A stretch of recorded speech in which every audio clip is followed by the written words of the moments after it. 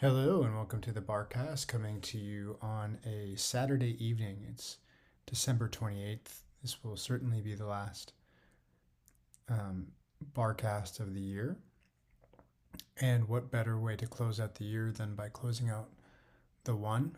So we're doing the self preservation one, or the conservation one, as is sometimes translated here, whose keyword is preocupación, or concern, as I'm translating it here, and a little bit of a back and forth between concern and worry. Worry is a common translation of preocupación, but as we go through this, we'll see why concern is maybe closer, and we can look at that. Preocupación is, if you look at it literally, it's preoccupation. So I just want to spend a minute with that Spanish word. It's like, because in English, when we talk about you being preoccupied, we mean more like you're busy. And I think busyness is absolutely relevant for the self-preservation one. There's a worried, concerned, busy quality to this subtype. But if you're familiar with the word worry as like a transitive verb, he worried a pebble in his pocket, that kind of worrying, that's getting closer to the real meaning of the keyword than just worry, just fretting. Fretting, that's more of a 6 behavior, right? So there's two things. One is, Naranjo would point out, that's a behavior, worrying. And two is, if someone is worrying about the future, that's a behavior most associated with the 6. Any person can be worried about the future, of course, but if it were a keyword, it would be more 6-ish. There's something about this kind of worry, this obsessive kind of preoccupation, concern, that it belongs to the one. And of course, the one's word overall is anger, perfectionism. So let's just dive in. Ichazo referred to the characteristic passion of the conservation one as anguish. However, he preferred, okay, I need to go a little bit slowly here because this translation had some issues. So I would prefer, this is, Naranjo prefers to use the word concern. In fact, it could be said that for this type of person, concern becomes a true passion. It's not simply behavior that can be described as worrying too much or even feeling a need to worry, but rather they concern themselves with things that are already fine and sometimes ruin what they touch by trying to fix what does not need fixing.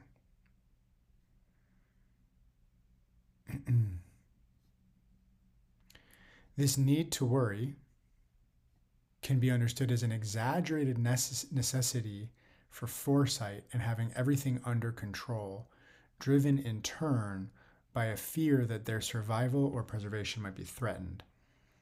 In reality, their self-image is that of being excessively imperfect, and as a result, their activity becomes a constant and obsessive effort at self-improvement. Their anger, however, hides behind a kind of benevolence and a service-oriented attitude that conceals their rage and resentment.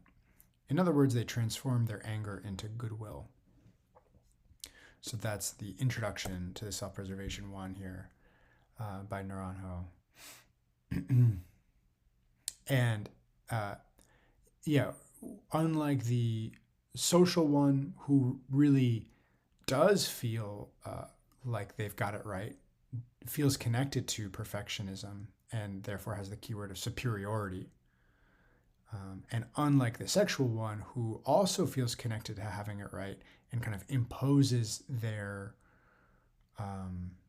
views on others and demands perfection from themselves and others, the self-preservation one is concerned in part because they themselves think they're getting it wrong. They have an idea of what right would be, and they feel painfully the gap between their own performance and what perfect would look like. So let's hear the transformation chapter by Luis Serra, and it starts with a quote from Naranjo. Quote, "It is not difficult to conceive that questioning can be more creative than clinging to pre-made answers. The iconoclastic stance rejects symbols and seeks the source of meaning beyond form. If a modern iconoclastic stance can be healthy even in the face of valid solutions, how much more so when confronting pseudo-solutions that we cling to in order to keep sleeping peacefully. After all the values we cherish originally emerge from questioning, from seeking, and even from despair. The water that quenched the thirst of our ancestors may not be the water we need today. It must be found anew each time and cannot be stored." La única búsqueda, the only quest. I think La única búsqueda is the one search. I think that's how that book is translated. Okay.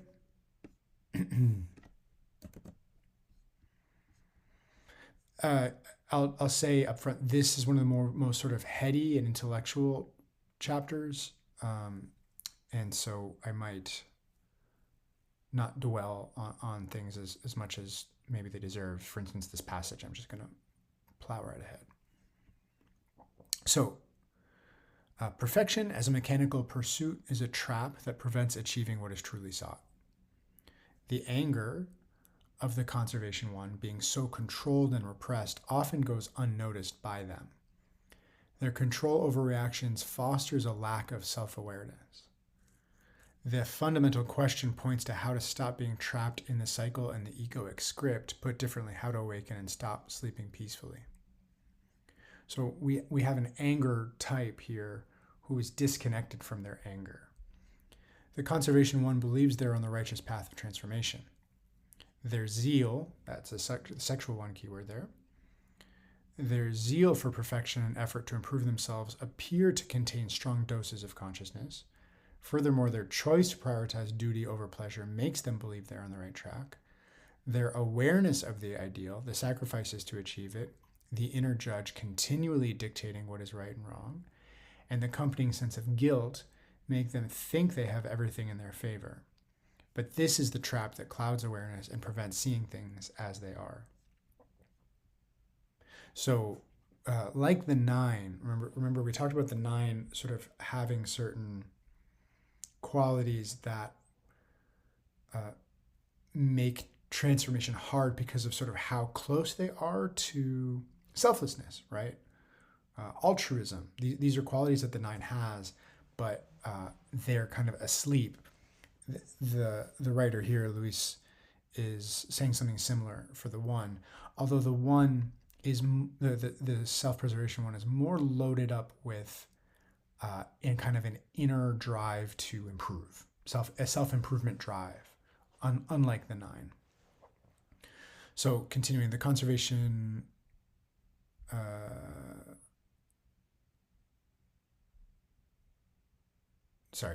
where are we?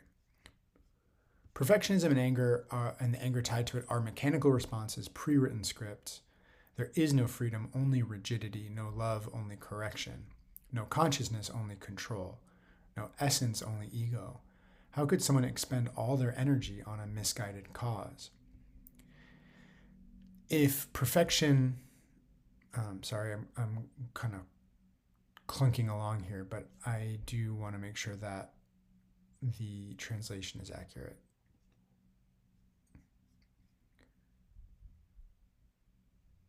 If perfection is not worth pursuing for its own sake, there is no possible salvation. If concern and anguish, which have been thermometers marking the temperature of their commitment to personal improvement, are useless, what other alternative is there?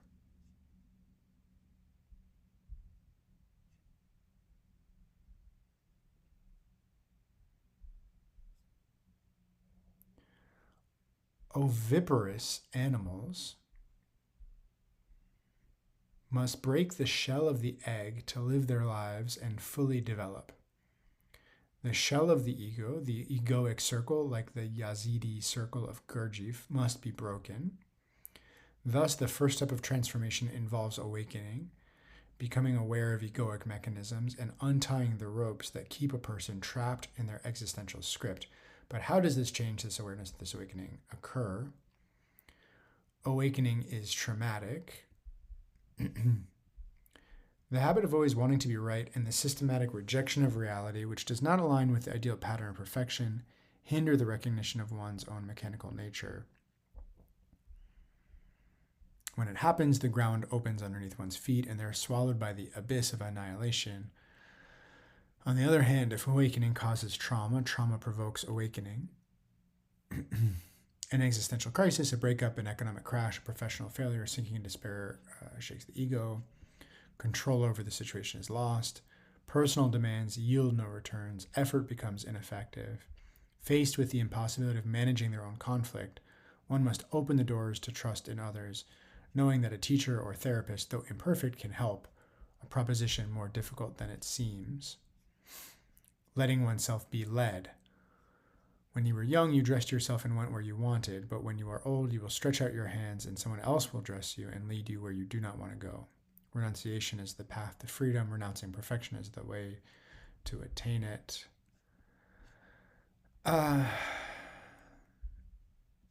Yeah, it's a little highfalutin, isn't it? It's what's important here for the self-preservation one. I think while this kind of language can describe anybody's transformation path, I think for the self-preservation one in general, their need to manage, they feel like they're on a path of awakening. I've got my harsh inner critic. I'm constantly monitoring and observing everything that I do. And the one feels like they're on some sort of path. So the loss of control, the real profound loss of control, I think, is particularly awakening for the one who needs, is a bit of a control freak in general, I would say. I mean, we all like control, but the one really likes control.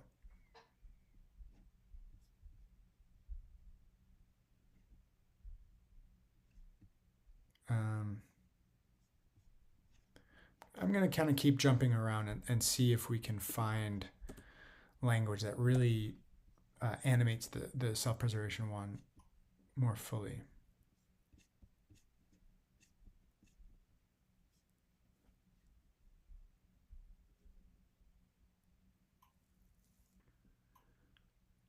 This is the setting of fundamental change.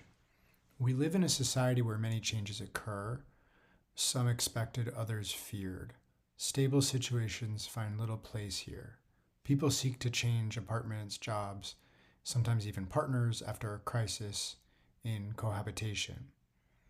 Not every change is an improvement, as one can end up worse off, but risks often need to be taken when there is a profound inner need to respond to the unease that arises from within each person's heart. Is fundamental change possible in the relationship between essence and personality? Should our work consist of eliminating the personality so that essence can flourish? How do we become aware of our personality? Nichol affirms, quote, essence can only grow through increasing awareness of personality and the slow and gradual discovery of what personality is in a person. This is from Teachings of Gurdjieff. So, again, our author here is really focused on the overall project of awakening, as conceived of by Gurdjieff and Naranjo through the Enneagram, rather than the self-preservation one. But let's see, we're going to go to Luke and see, again, I'm listening for the self-preservation one here, as opposed to going quite so broad. So this is Luke chapter 5, verse 17. One day while he was teaching, that's Jesus, Pharisees and teachers of the law were sitting nearby. They had come from every village of Galilee and Judea and from Jerusalem, and the power of the Lord was with him to heal. Just then some men came, carrying a paralyzed man on a bed. They were trying to bring him in and lay him before Jesus, but finding no way to bring him in because of the crowd, they went up on the roof and let him down with his bed through the tiles into the middle of the crowd in front of Jesus. When he saw their faith, he said, "Friend, your sins are forgiven you." Then the scribes and the Pharisees began to question, "Who is this who is speaking blasphemies? Who can forgive sins but God alone?" When Jesus perceived their questionings, he answered them, "Why do you raise such questions in your hearts? Which is easier, to say, 'Your sins are forgiven you,' or to say, 'Stand up and walk'? But so that you may know that the Son of Man has authority on earth to forgive sins," he said to the one who was paralyzed, "I say to you, stand up and take your bed and go to your home." Immediately he stood up before them, took what he had been lying on, and went to his home, glorifying God. Amazement seized all of them, and they glorified God and were filled with awe, saying, "We have seen strange things today." So now back to the chapter.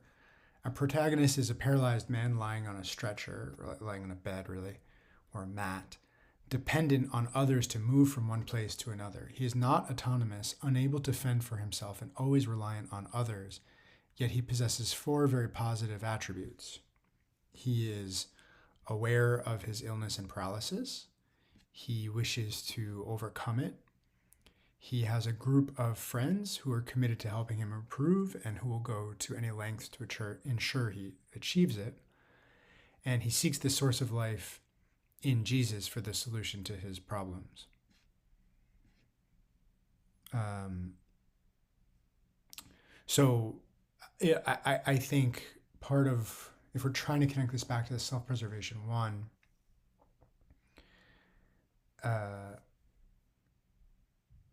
it would probably be a one's worst nightmare to be paralyzed on a bed relying on others. I mean, nobody likes that. Nobody wants that. But for a one, and a self-preservation one, but anyone who's a perfectionist, perfectionism is out of the question when you're an invalid. And autonomy and control is out of the question when you're an invalid. You're completely relying on the help of others, and the help of others may be sporadic, certainly may be dissatisfying. And there's humiliation there. So, why this author is talking about all this stuff is up for our speculation, but that's me speculating. Every fundamental change typically involves a price and effort in the Gurdjieffian sense of the word. The man wants to reach Jesus, but the crowd prevents him from doing so. There's not enough space.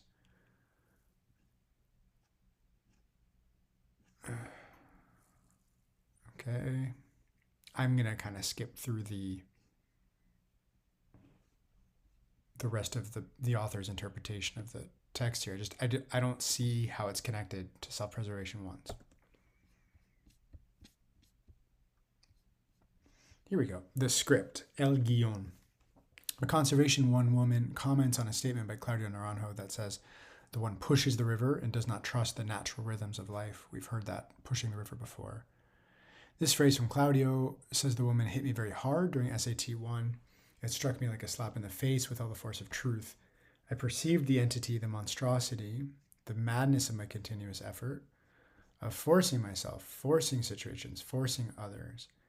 Effort, control, and an inability to trust in organismic self-regulation, in the natural rhythms of the body, inspiration, expiration, hunger, satiety, tiredness, rest, commitment, leisure, expansion, contraction, lightness, heaviness." Carly Simon sings in Working Girl the song, "Let the River Run." Let the river flow. That's the essence of it. Transformation once the circle is broken, which involves awakening and the collapse of egoic constructions, takes on the contours of liberation. I guess there's something else we could say about the self-preservation one here, or the one in general, which is, I think, I have to go back and check, but I think as Naranjo conceives it, the one is sort of like the first. If the 9 is the kind of innocent, ignorant state. The one is sort of the primordial response, the primordial defense mechanism, which is essentially control and perfectionism and the frustration that powers the need for control, the need for perfection. So, to some extent, we can probably all deeply relate to the need to control experience, but the one really, that's their home base. The image of pushing the river reflects the ego of the one very well.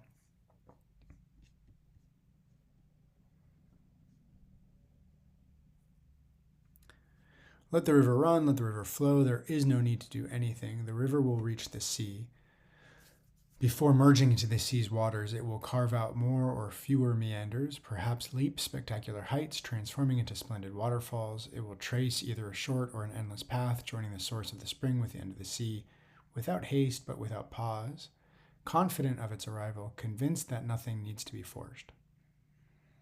Seeing things from this perspective deactivates the conservation one's perfectionism, their drive for control, their level of demand, and opens horizons of freedom and trust in life. Worrying about whether the river will reach the sea no longer makes sense. From this arises the virtuous effects of personal transformation, acceptance, and serenity, which are the essential qualities of the higher emotional center of the angry type. This person's using like really kind of hardcore Enneagram language, but it's worth noting serenity is the virtue or the redemption of the one. The serenity prayer, is a great prayer for a one. Acceptance points to the virtue opposed to anger. It involves opening up to reality, to the inherent dynamics of things, to not forcing events, to accepting oneself and the rhythm of life. It implies letting go of excessive control and worry. The childish desire for omnipotence gives way to the acceptance of reality without needing to manipulate it or impose one's own standards on it. In this way, the relentless judge, the chronic controller, the irredeemable perfectionist is deactivated. Things are as they are. It takes much more energy and virtue to accept reality than to change it, not forgetting that acceptance is the first step toward profound transformation, as no deep metamorphosis arises without love.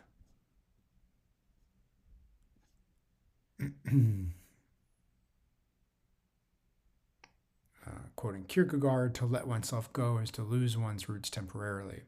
Not to let oneself go is to lose them forever. What sense does it make to worry about something that doesn't depend on me? If it's a problem, it can be solved. If it's an impossibility, it must be accepted.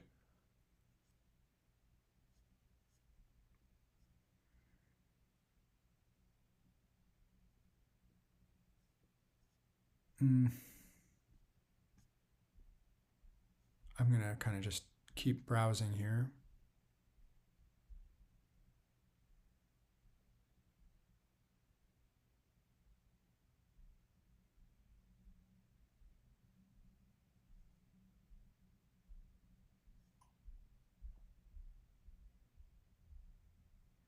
Transformation is also evident in the removal of penalties from instinctual life and the openness to pleasure. The conservation one's anxious and worried outlook makes them think that this depenalization throws them into the hands of taboo and prohibition, as if enjoying life had no nuance. They operate within an unhealthy polarity between repression and taboo. Taboo in some cases might even be the gateway to breaking repression. However, they gradually learn to enjoy a walk, listening to music, contemplating nature, chatting with a friend, or sharing feelings. I feel freer to live in the present, to enjoy the little things of each instinct, to feel myself and to connect with others. This helps me calm my mind. It helps me feel alive and in good spirits. They leave behind the harshness they directed at themselves, the deprivation of healthy pleasures like vacations, rest, a good massage, bodily care. Duty remains present, but it no longer imposes itself at the expense of pleasure, which ceases to be a threat, a risk of losing control, an expression of chaos, or an immorality. Nonetheless, the neurotic tick of the conservation one struggles to maintain its dominance, to put things back in order, to restore structure. 2 steps forward and 1 step back remain a path of transformation and progress.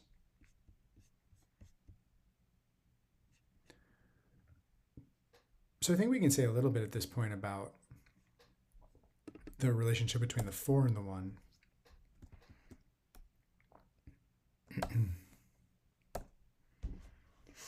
And how to disambiguate.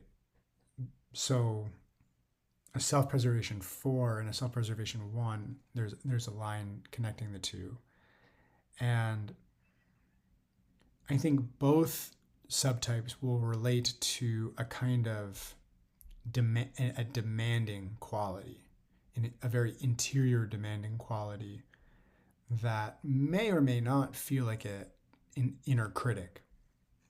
There may not be an externalized voice or anything like that, but there will certainly be some recognition of an internal demand that is not satisfied and probably not satisfiable.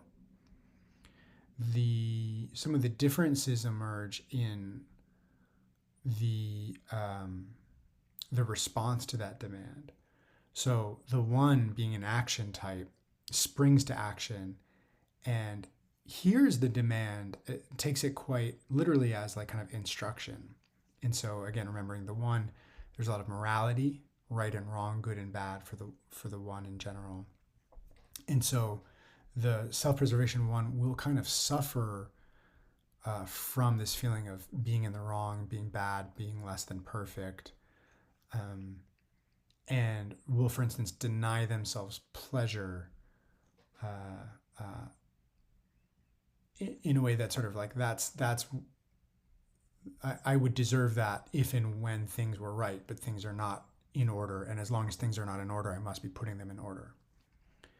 The self-preservation 4, in contrast, has all of that perfectionism, but so for starters, the perfectionism is more of a aesthetic perfectionism.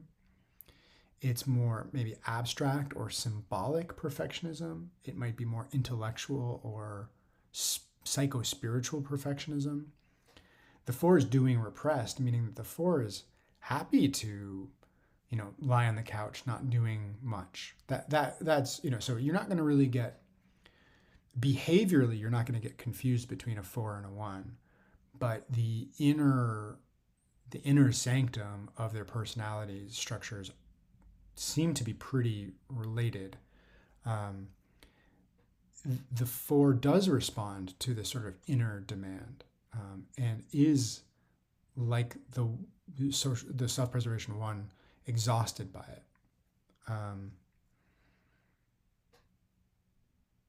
And I think they both have trouble with pleasure. Pleasure. What did the author say here? There's a cheapness to pleasure. It lacks nuance. That's kind of a 4 energy.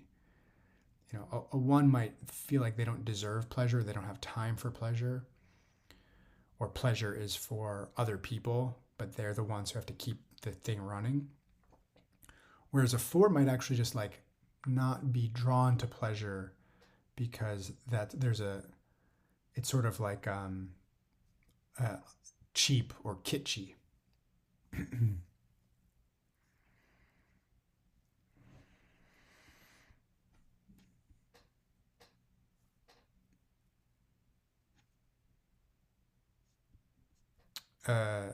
Here are some methods that the conservation 1 finds helpful for becoming more aware of their passion: therapy, SAT programs, silence, meditation, journaling, regression work, working with irrational ideas, therapeutic theater, Gestalt training.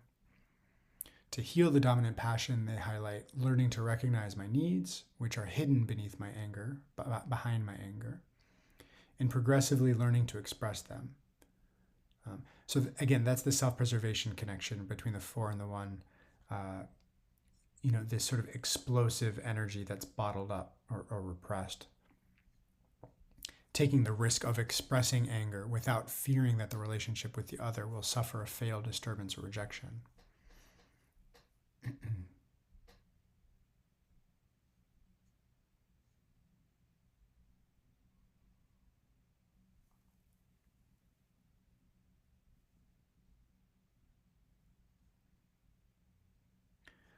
The 1 identifies the following traits as characteristics of their optimal state: not striving to make myself loved, listening to and respecting my needs and those of the other, feeling tolerance toward what is, less demand for perfection, not seeing rejection, aggressive intent in the other, trust in life, in the good of life, losing fear, allowing myself to be spontaneous, abandoning emotional control, yada, yada, yada.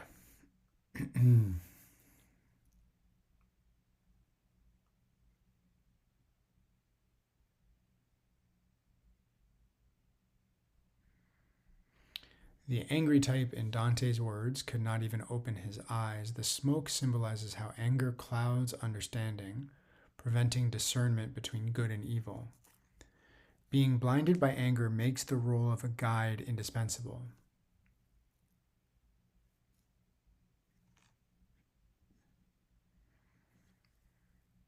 More Dante.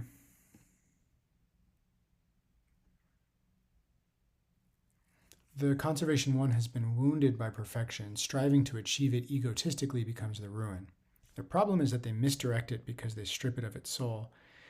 It's not so much a conquest as a gift. St. John of the Cross expresses this affliction. Who can heal me, the light of essence in God? Extinguish my anger, for no one else can undo it. Let my eyes see you, for you are their light, and I want to keep them only for you. The key lies in, I no longer tend my flock, nor do I have another occupation, for my only practice is love. The priority of conservation, of concern, of anguish is abandoned. I no longer tend my flock. Perfection is discovered in love. My only practice is love.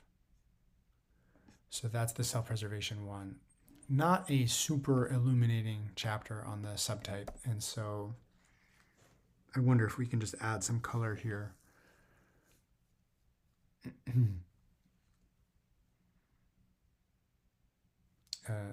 The one is a perfectionist whose passion is anger.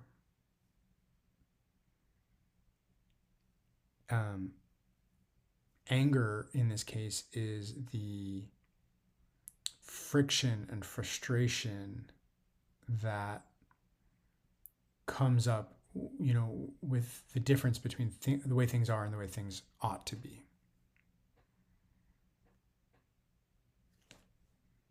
This kind of anger isn't that far from the Buddhist concept of dukkha, like struggle. It's struggle against what is. But it's struggle against what is with the weapon of having a vision of how things ought to be. That's perfectionism. So that's why the struggle has anger, because anger has energy. The one has energy toward fixing things, making things right, recovering paradise. And then the self-preservation one, whose keyword is concern or worry, is preoccupied by their inability to make things right.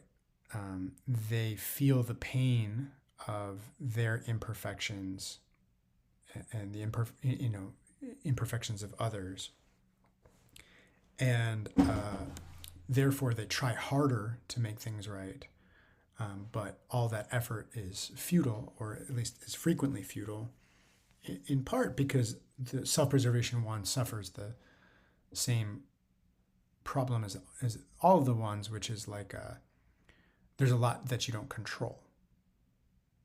The one really has a hard time accepting what they can't control. And in the case of the self-preservation one, they'll just try harder or beat themselves up more.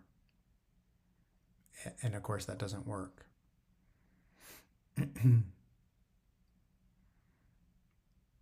With the transformation, being described here, I think being faced with profound loss of control or real crisis, of course, is one way in, right? Thinking about the passage from Luke with the invalid, becoming an invalid in one way or another is one path. And with the self-preservation one specifically here,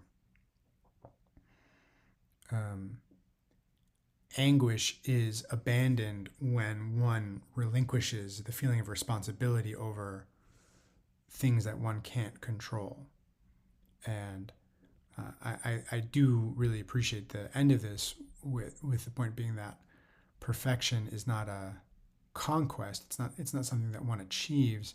It's a gift of perfection. Perfection is the experience that you have when you accept things just the way they are. And you also let go of a lot of things that aren't your concern. I no longer tend my flock is the, are the closing lines here. So that's the self-preservation one. And we'll move on to the two, who shares quite a bit, of this material. We'll get to them next time.